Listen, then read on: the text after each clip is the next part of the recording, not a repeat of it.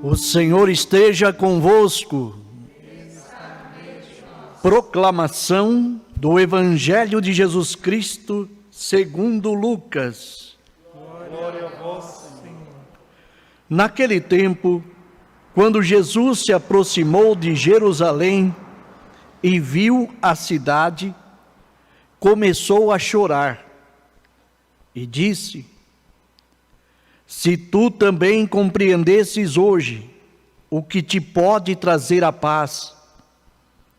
Agora, porém, isso está escondido aos teus olhos. Dias virão em que os inimigos farão trincheiras contra ti e te cercarão de todos os lados. Eles esmagarão a ti e a teus filhos, e não deixarão em ti pedra sobre pedra, porque tu não reconheceste o tempo em que foste visitada. Palavra da salvação. Glória a vós, Senhor. Que a palavra do Santo Evangelho perdoe os nossos pecados. Amém. Podemos sentar. Queridos irmãos e irmãs, nos encontramos hoje em Eucaristia para vivenciar, primeiramente, esse mistério revelado. As leituras mostram bastante, a leitura do Apocalipse, como também o Evangelho que nós ouvimos, fala bastante sobre essa questão, de uma busca verdadeira de Deus. Veja, se Israel soubesse quem estava a visitar, com certeza teria mudado de conduta. Mas Israel não quis saber do Cristo. Por isso que é interessante, ele sai de Jericó, atravessa o deserto, sobe a montanha, desce e enxerga Jerusalém. E faz todo ele declama diante dos discípulos essa realidade que está dentro dele, do coração dele. Ele chora por Jerusalém, porque sabe que Jerusalém é a cidade escolhida que Deus escolheu para morar, para habitar. É a cidade onde Deus escolheu para estar. E aquela realidade que ali estava não aceitou a presença de Deus. Queria um Deus diferente daquilo que Deus é. Queria um Deus segundo os seus moldes. Quantas das vezes também nós podemos cair num perigo, melhor dizendo, de querer Deus ao nosso modo, de pensar Deus do nosso jeito, de fazer com que Deus haja da nossa maneira. Não é a maneira de Deus, mas é a nossa. E quando agimos dessa maneira, dessa forma, ou pensamos, caímos nesse erro, nesse pecado, nós desagradamos verdadeiramente o coração de nosso Deus, porque não deixamos Deus ser Deus, manipulamos a Deus, brincamos de Deus. E Deus ali mostra um olhar muito triste.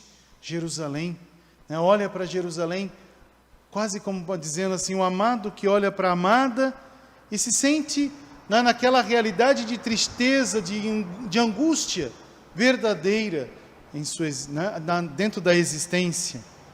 Só que Deus é misericordioso, Ele sabe que mesmo não recebendo o amor de Jerusalém, o que Ele faz? Ele se faz oferta, Ele cumpre a sua missão. Será que nós também não devemos olhar para a nossa vida?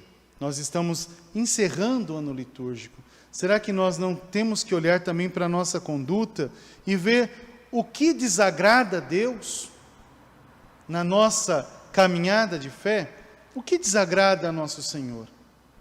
Quais são as atitudes, os comportamentos, quais são as falas que nos distanciam desse projeto libertador de Deus em nossa vida? É um convite.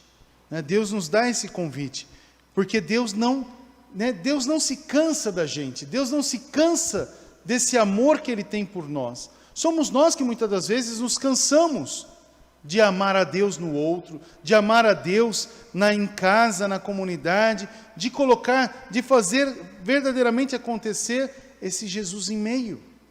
Tão importante viver esta ação do Senhor em nossa vida. Ação essa que foram bem vividas por 3 homens que ajudaram, né, uma comunidade, né, não só uma comunidade, não imaginem uma comunidade pequena, não, são comunidades gigantes, né, praticamente cidades, a reconhecer e a conhecer nosso Senhor. Veja que interessante o fato, São Roque Gonzales, Santo Afonso Rodrigues, São João del Castilho, são 3 jesuítas que foram destinados exatamente ali para aquela região no Rio da Prata, ali no Rio, né, pegando o Paraná um pouquinho, o Rio Paraná e entrando no Rio da Prata, toda aquela região. Fundaram uma das maiores reduções, a de São Miguel, que um só jesuíta tinha como o seu pastoreio 600 mil índios. É muita gente. É muita gente. Os índios, todos tinham a sua cultura, né? Os índios têm ainda até hoje, têm a sua história, a sua conduta, o seu modo de viver, o seu modo de cultuar, o seu modo de rezar, todos eles têm. Né? Seria muita infantilidade, e até interessante que o texto mostra bastante isso, que nós não podemos ter uma mentalidade, essa mentalidade tola, infantil, utópica, de que os espanhóis vieram para dar civilização aos índios. Porque os índios eram civilizados, tinham a sua forma, a sua política, a sua estrutura. Né? Aí seria um preconceito. Agora, eles vieram oferecer algo importante aos índios, um conhecimento. Trouxeram aos índios algo que é novo para aquela cultura. Respeitando os 3, e não só eles, mas também outros jesuítas, que depois com eles, outros irmãos, aqui nós temos os 3 mártires, mas não vieram sozinhos, vieram com outros, eles vieram trazer aquilo que tinham de maior valor, a cruz de nosso Senhor Jesus Cristo.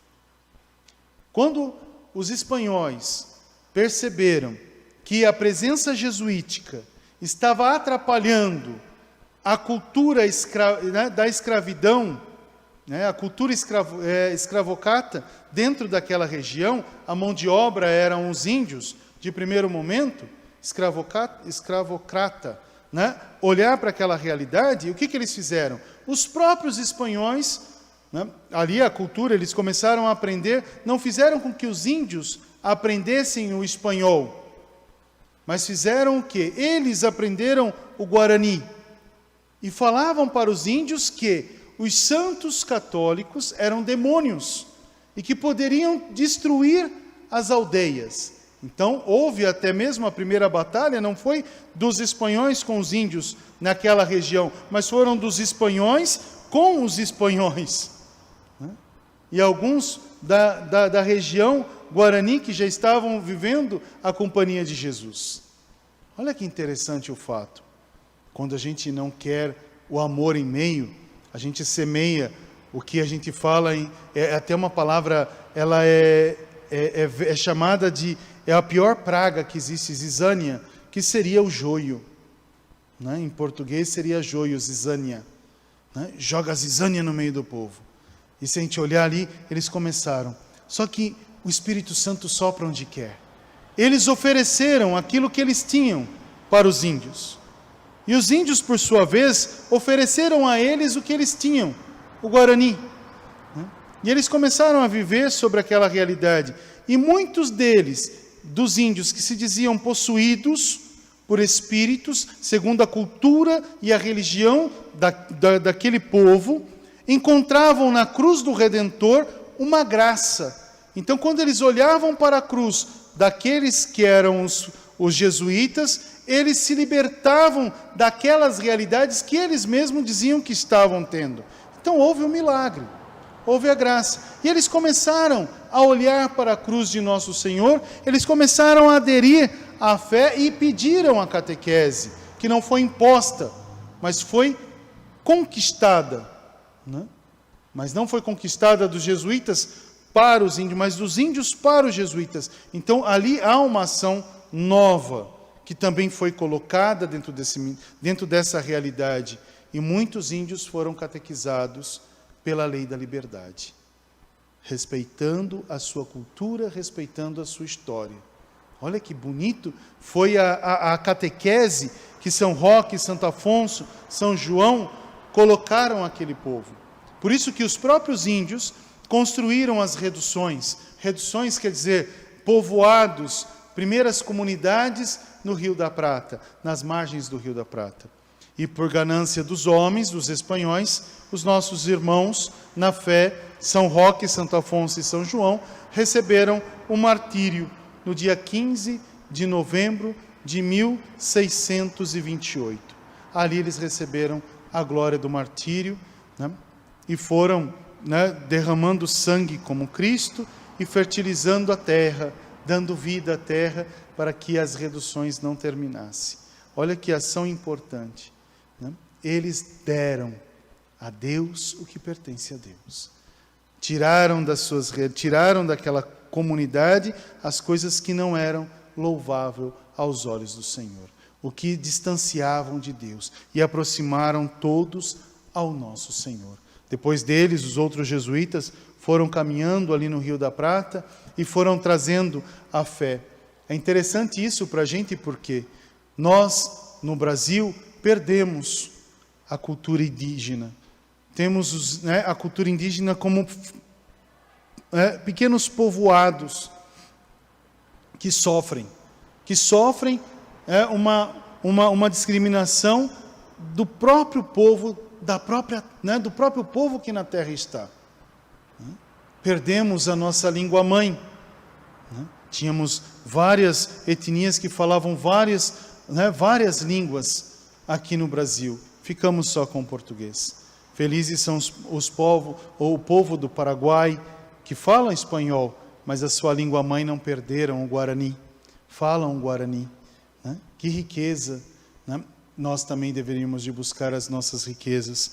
Mas sabemos que tudo é um tempo, tudo é uma história. Mas acima de tudo, a cruz de Nosso Senhor chegou em nossas terras do Sul, da América do Sul, não só como uma imposição. Houve sim alguns textos, alguma literatura, as literaturas falam, algumas literaturas, sobre uma escravidão, sobre uma imposição de fé. Mas acima de tudo, antes de qualquer imposição, houve diálogo, houve acolhida. Isso é a igreja. Nós também temos que viver essa acolhida. O que hoje é muito necessário na igreja é esse acolher o novo. Hoje também nós rezamos a abertura da economia de Francisco. Lá na Itália, o Papa Francisco com jovens, grandes jovens, estão rezando a economia de Francisco. Que toda essa estrutura e esse pensar traga vida nova para toda a igreja e toda a humanidade. Que Deus nos conceda essa graça e que possamos com eles rezar este novo em nosso planeta. A economia de comunhão, a economia de Francisco. Louvado seja o nosso Senhor Jesus Cristo, para